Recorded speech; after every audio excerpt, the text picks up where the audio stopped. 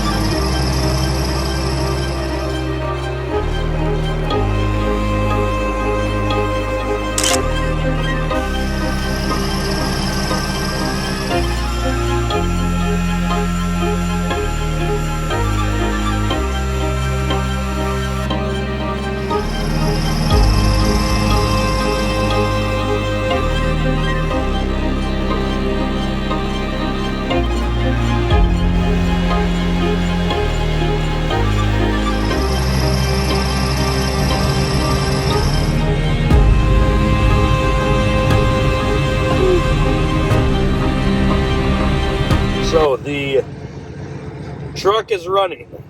I didn't leave the shop until around 5:15-ish. Had to go to Middlebury, get that amp, go to the Amish Walmart, buy a drill, a cheap $20 corded drill, to make a little connection for the amp that I bought, because it's different. It's a better quality amp, or a circuit breaker. I'll throw a picture of that in right here. But yeah, so that throws out the plans a little bit. I don't know if I'm going to be able to stop at my grandma's now on the way out. But I didn't get done driving until 1:58 is when I went into off-duty. I don't know about you, but man, I feel like I'm hungover right now from being up so late.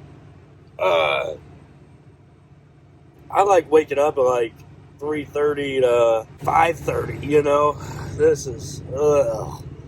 But, I'll hit the road at noon, well, 12:15, because I'll have to do a 15-minute pre-trip inspection starting at noon. It'll be done before then, but, yeah, that's besides the point. And then I will end up, because I'll, a 30-minute break, I'll end up driving until maybe 11-ish tonight. And honestly, I don't know how people do that, like that late night driving crap. Woo. So it's about 8:30 right now. I got about 4 hours until I can hit the road. And then, yeah, I may try to install the CB this morning. That's kind of one of the silver linings of this is, I'm not going to sleep until 11 or something. I'm going to go hit the showers at some point, and yeah, I guess I feel like I have more free time, because, you can't sleep in until 10, 11 or whatever, so, yeah, there's that. That's where we're at. Woo. Hang tight. Hopefully the squeal is not an issue and all is good. Casey and Daniel both said, they think it's probably just the belt. Put some belt conditioner on it, which I did last night. It didn't seem to help. I can't tell if it's squealing right now or not. I'll get out. Yes, I'm idling my truck. It's like freaking single digits. Yeah, okay. Let's get around.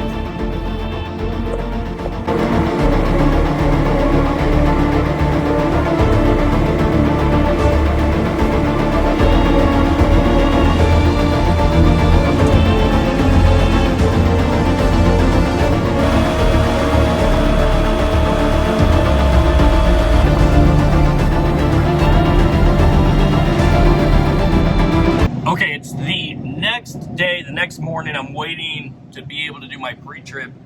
It is negative something here in Fargo. Feels like negative 30, and whoo, wow, it's cold out. So I am going to drive over to Freightliner, and I'm going to have them change out my fuel filters just as a precautionary measure. My fuel water separator filter is on the high side. It's like 3/4 the way up there, and in this type of freezing weather, I'm not gonna take any chances. So yeah, I'm just gonna have them swapped out. Yes, I could do it myself, but it's fucking cold out, and I do not want to do that. They're gonna pull it into the garage or the bay, one of the bays, and swap them out. So yeah, the only kicker to that is I have to unhook the pull behind camper. Well, you can't see it from there, because he's like, our shop is full, but you know, if you're just a box truck length, I'll move out a bobtail semi and we'll pull you in. So it's like, okay, can we just leave the door open? He's like, no, I'm not leaving the door open. Understandable. Okay, I was just asking. So that's where we're at right now. That's what we're gonna do, and then we are getting to Billings today. Today's Sunday, and we will end up dropping tomorrow morning, and we'll have a full 11 hours to hurry up and get back home finally. I'm out of clean clothes, guys. I've not used the laundromat at one of these truck stops yet. Life of a trucker, I guess.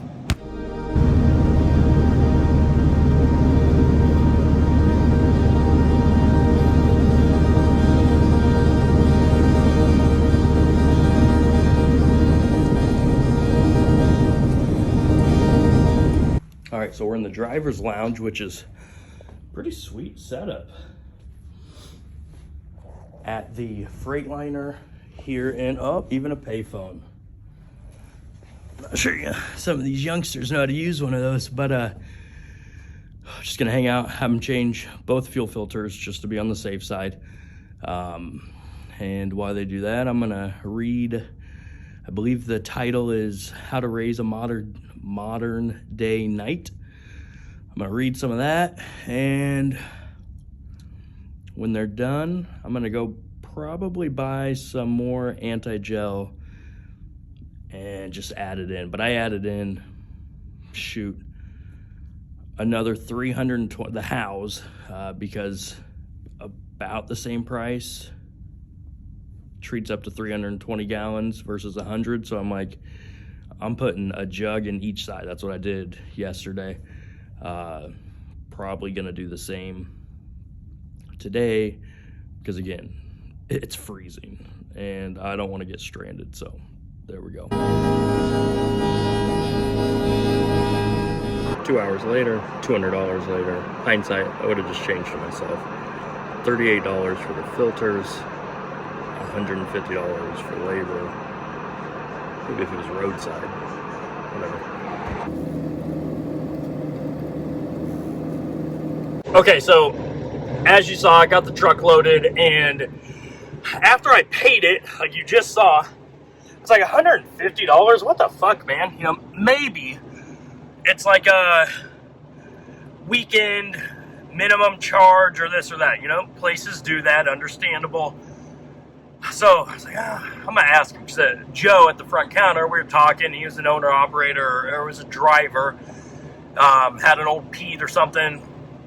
So we were talking about cold weather and stuff. He ran primarily up here, and I'm like, can you explain the labor on that?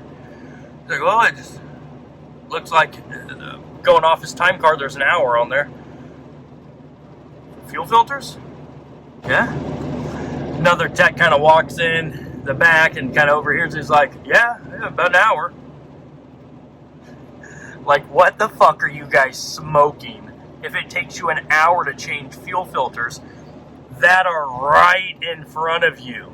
Like, you literally, if you're looking at the truck, or if you're right over here, the dome is right in front of you. Right behind the dome, you slip on the little filter wrench and take off the primary, and that's it. You know, in shop conditions, if you had the parts there, 10-15 minutes max. If you had to go to the shop guy to get the parts, 15 to 20 minutes.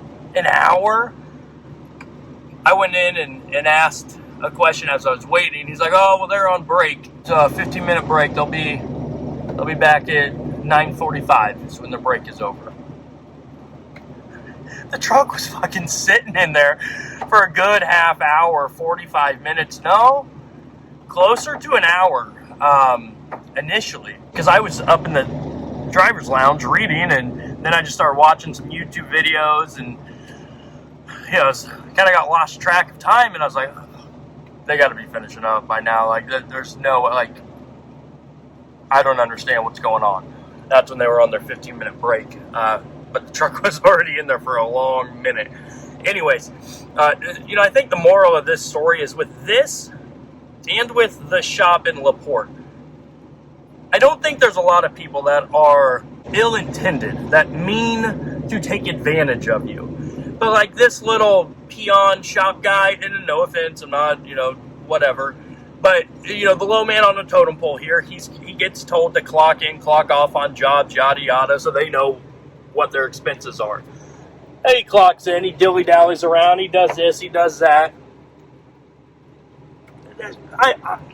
I, in this instance, or you in your instance, but, you know, the customer is paying for that irresponsible time management. Like, that's absurd.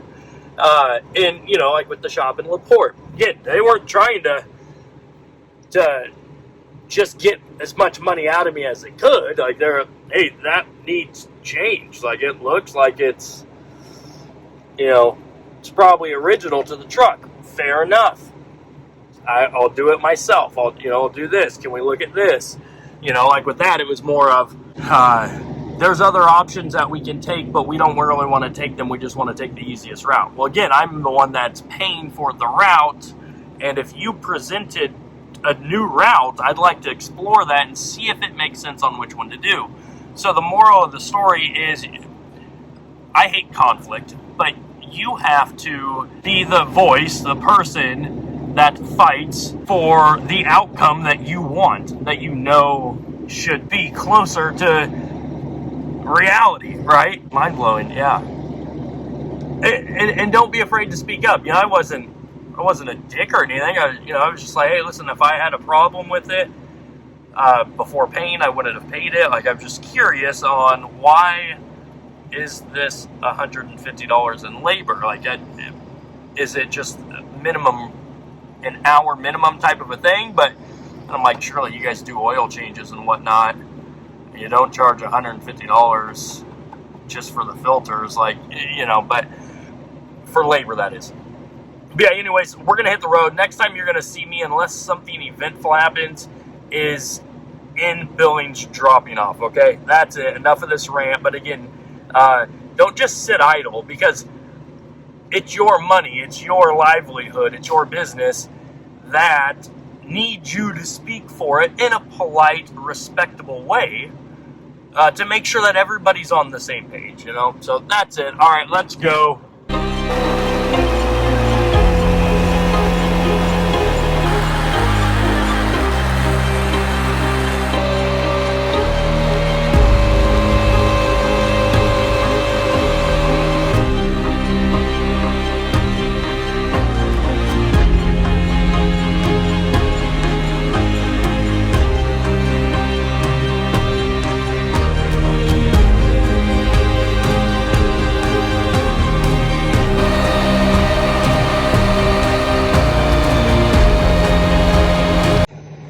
All right, we're in Billings. It's Monday morning, and I'm here. I was getting ready to unload, but he had asked if I could. He actually said it was fine if I stay here, but if I could unload along the fence line. So it's a little crowded up there. I won't be able to pull through. There's probably 3 guys ahead of me.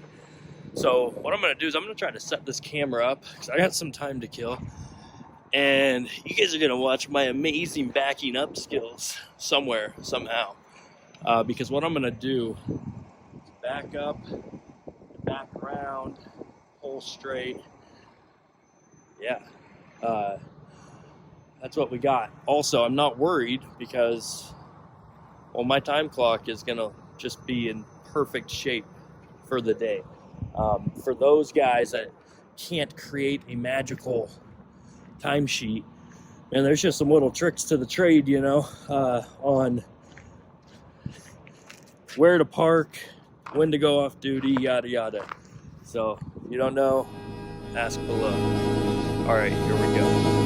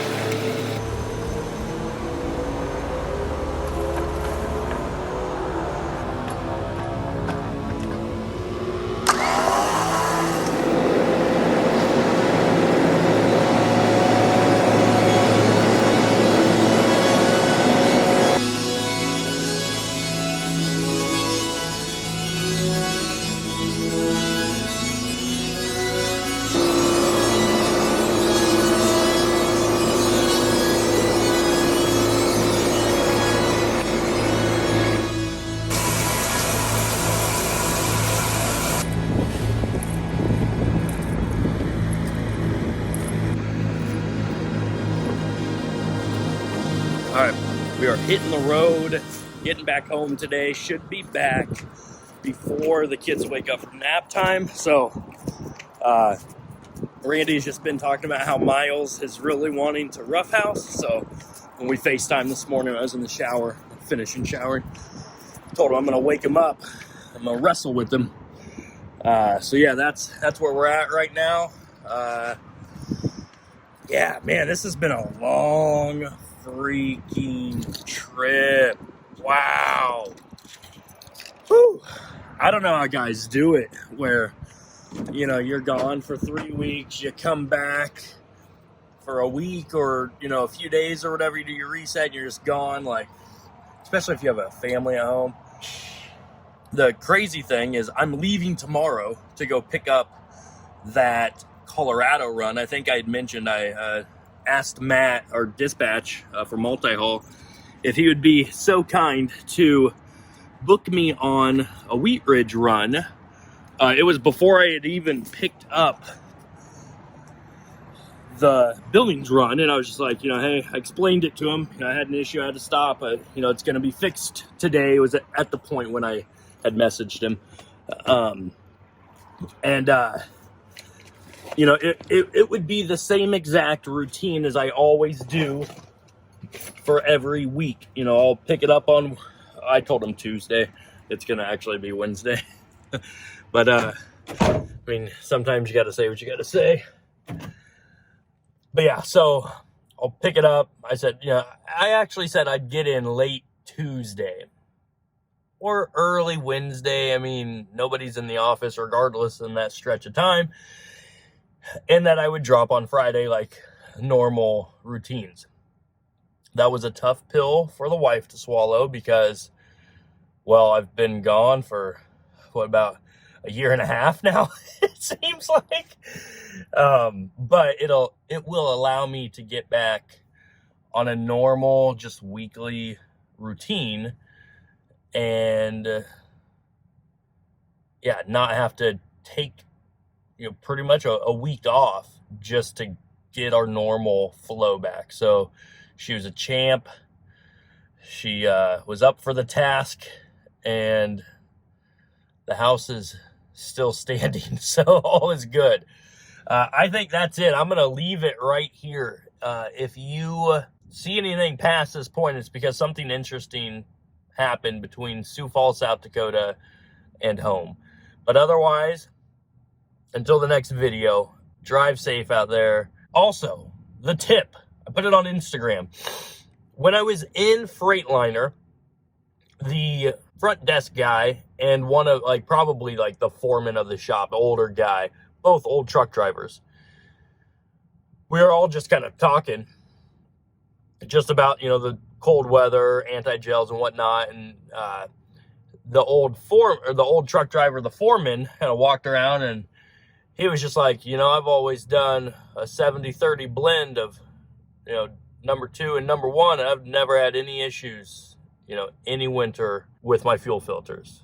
So getting to, maybe it's Glendive, there's a Flying J's right before you veer down, going down into Billings.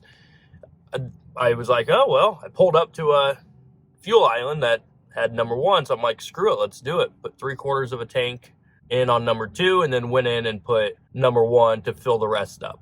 On the way back, so after I was in Billings, I went through the fuel line or the fuel island backwards so I could put number 1 in my passenger side tank. My fuel water separator was pretty high going into Glendive, and so I wasn't sure if that's normal because, again, it was a brand new filter, or if it kind of regulates itself after it's not so cold. When I got into Billings the next day after I dropped, I looked at fuel filters, checked oil, everything, and it was back down to, you know, being this high. I'm crediting that to using diesel number 1. It was like $4 a gallon though. It's not cheap, but yeah. All right, let's go, Brandon.